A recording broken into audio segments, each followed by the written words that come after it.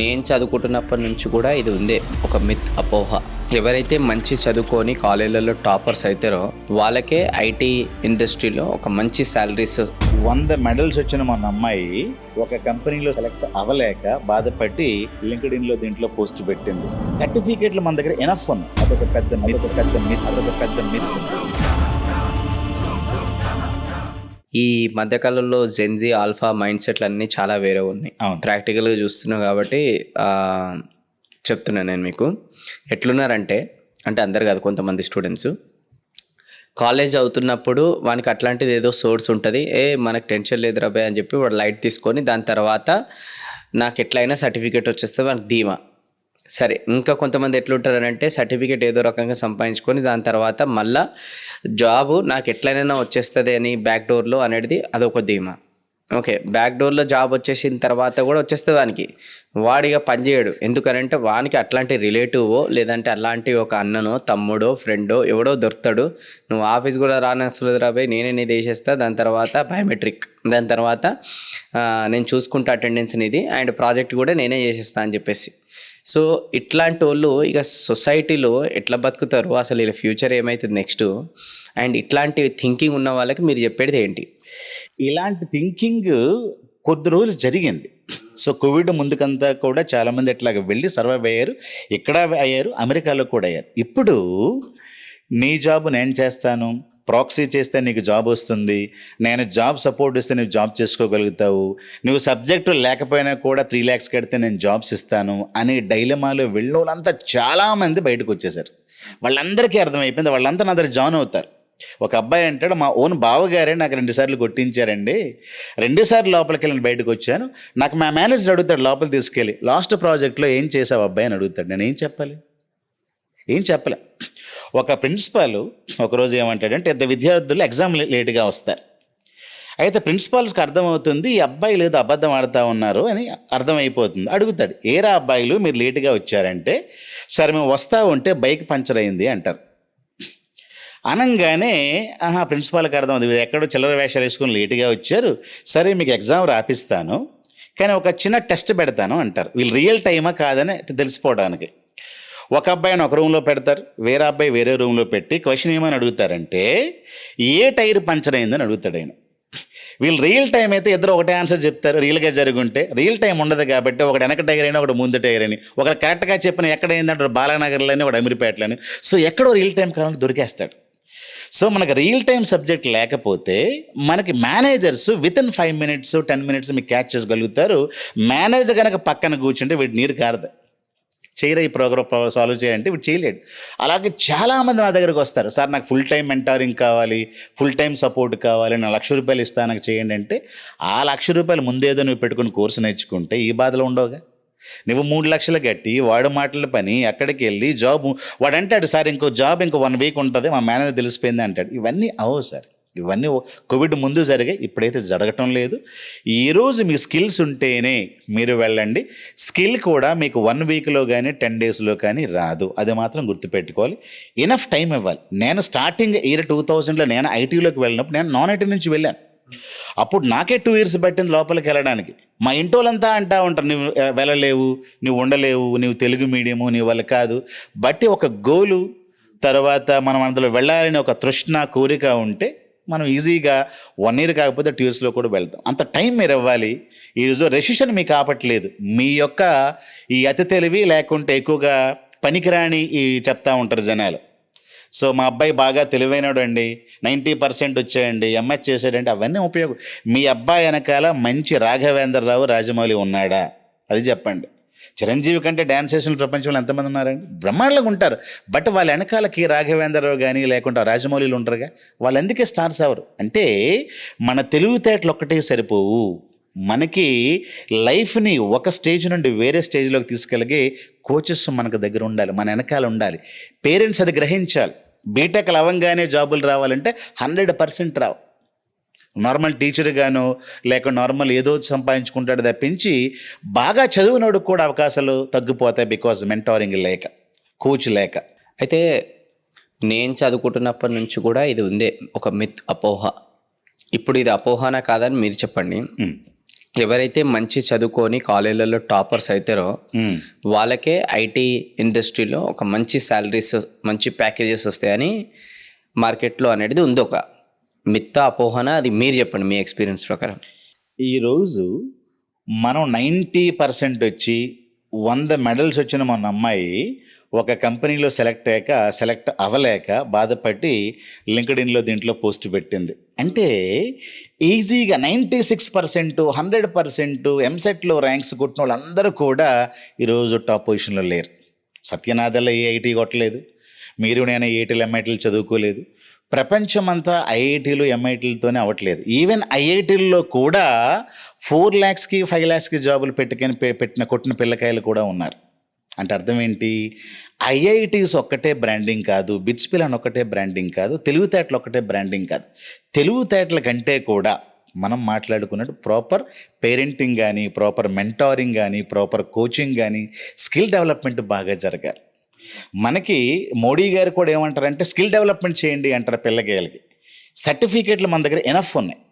So తెలివైన వాళ్ళకి jobs వస్తే ఈరోజు ప్రపంచం అంతా వేరే వాళ్ళ చేతుల్లో వెళ్తూ ఉంది. స్కిల్స్ నేర్చుకునే చేతుల్లోనే ఉంటుంది. కాబట్టి అదొక పెద్ద మిత్. మీ అబ్బాయి 10 సార్లు ఫెయిల్ అయినా కూడా, సింపుల్ బీకామ్ చదువుకున్నా కూడా, నేను ఒక ఇది చెప్తాను. నా దగ్గర 2010లో పవన్ అని ఒక అబ్బాయి వచ్చాడు కడప నుంచి. 2009లో రష్యన్ నడుస్తుంది, మీకు తెలుసు. 2010లో నా జాబ్ పోయింది. నాకు రెసిషన్లో నన్ను తీసేశారు. నేను ఇంట్లో కూర్చొని ఏవో కోర్సులు నేను నేర్చుకుంటా ఉన్నాను. ఆ అబ్బాయి వచ్చి సీరియస్గా నేను టెస్టింగ్ నేర్చుకున్నాను సార్, నాకు ఐటీలో జాబ్ కావాలి అంటే, లేవురా నాన్న నా జాబ్ పోయింది, నీకు ఎట్లా అని చెప్తానంటే, లేదు సార్ నేను ఇంకో కోర్సు మీద నేర్చుకుంటా, కావాల్స్తే మీరు ఏదో ఎంఎస్ బిఐ సీక్వల్ నేర్పిస్తూ ఉన్నారట కదా, నేను నేర్చుకుంటా అన్నాడు. నేను చెప్పాను నా జాబే పోయింది, నేను నీకు మోటివేషన్ చేయలేను, బీటెక్లు జాబులే పోతా ఉన్నాయి, నువ్వు బీకామ్ తెలుగు మీడియం అంటా ఉన్నావు అంటే అబ్బాయి వెళ్ళి మళ్ళీ వచ్చాడు. సార్ ఏం పర్లేదు, ఒక 10,000 రూపాయలు ఫీజు మీకు ఇస్తాను, అది పోయినా నాకు ఓకే.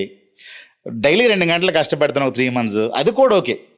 నాకు జాబ్ రాలేదనుకోండి, 10,000 రూపీస్ పోయింది, okay. 3 hours daily 2 hours 3 hours కష్టపడుతుంది 3 months, అది కూడా ఓకే. వచ్చిందనుకోండి నా లక్కీ అన్నాడు. అంటే ఎంత మోటివేషన్తో ఉన్నాడు చూడండి. అబ్బాయికి 2011లో 25,000 రూపాయలు జాబ్ వచ్చింది.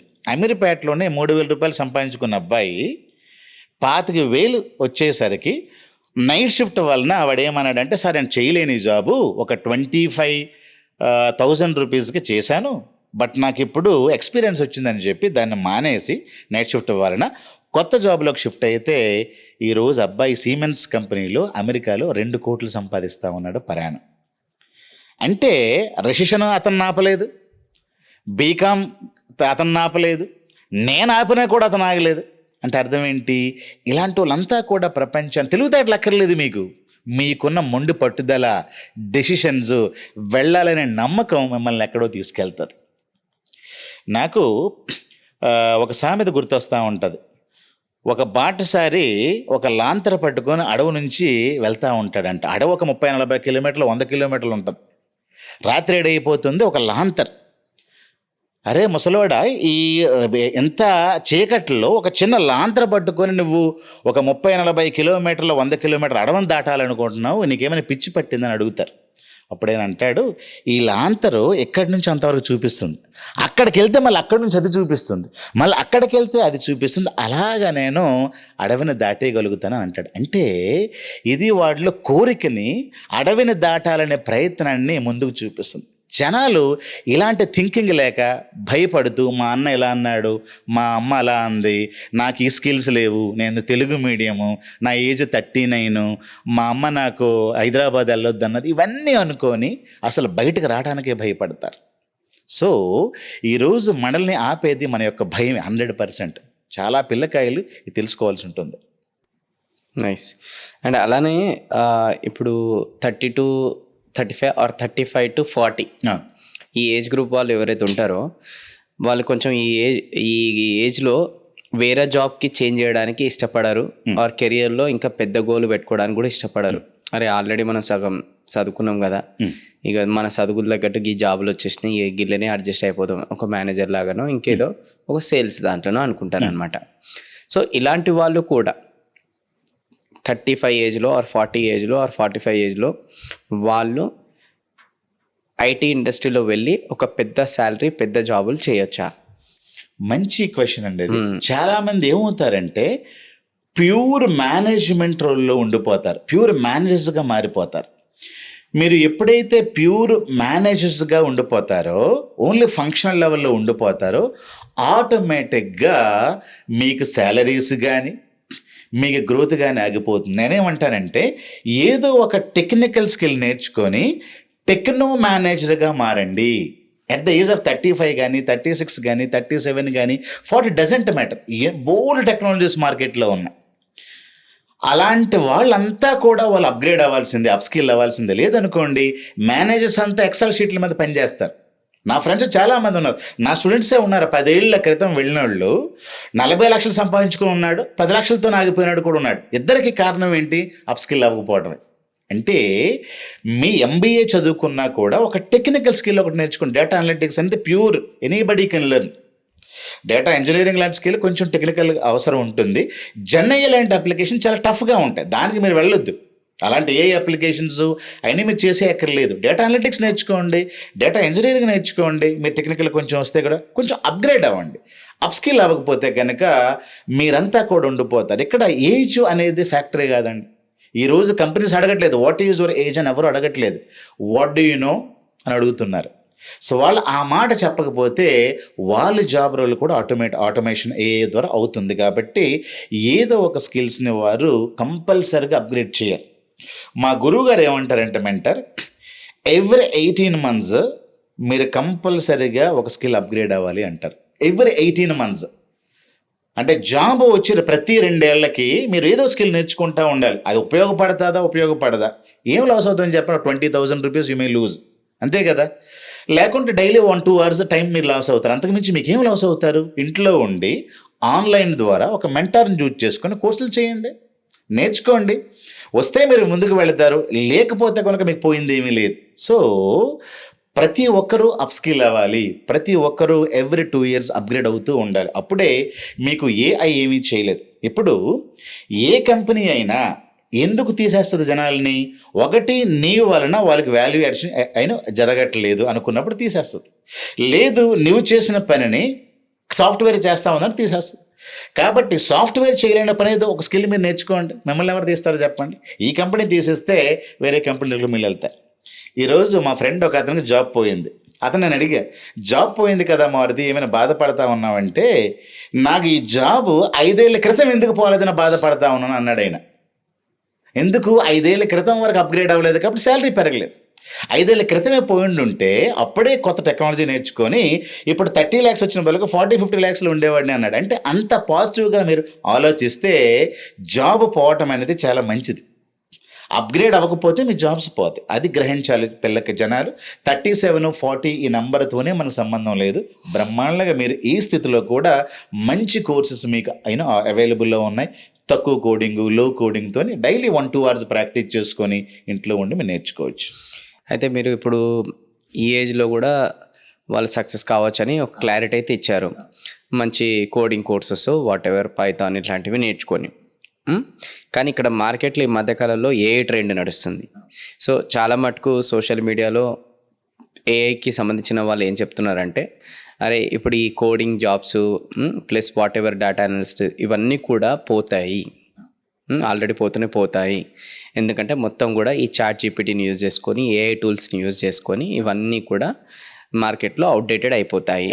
రాబోయే టైంలో చాలామందికి ఇదంతా అవసరం ఉండదు. సో అట్లాంటప్పుడు ఇప్పుడు ఇవి నేర్చుకొని వేస్ట్ అని అంటున్నారు. దీనిపైన మీ అభిప్రాయం ఏంటి? 100% వాళ్ళు కరెక్ట్. ఎందుకంటే AI, chat GPT, gen AI వల్ల చాలా జాబ్స్ ఆటోమేట్ అయిపోతూ ఉన్నాయి. కానీ చాట్ జీపీటీ దేని మీద పనిచేస్తుంది? డేటా మీద పనిచేస్తుంది. ఆ డేటా తీసుకొచ్చి దాన్ని క్లీన్ చేసి దానికి ఇవ్వాల్సిన పని ఎవరో చేస్తూ ఉండాలి.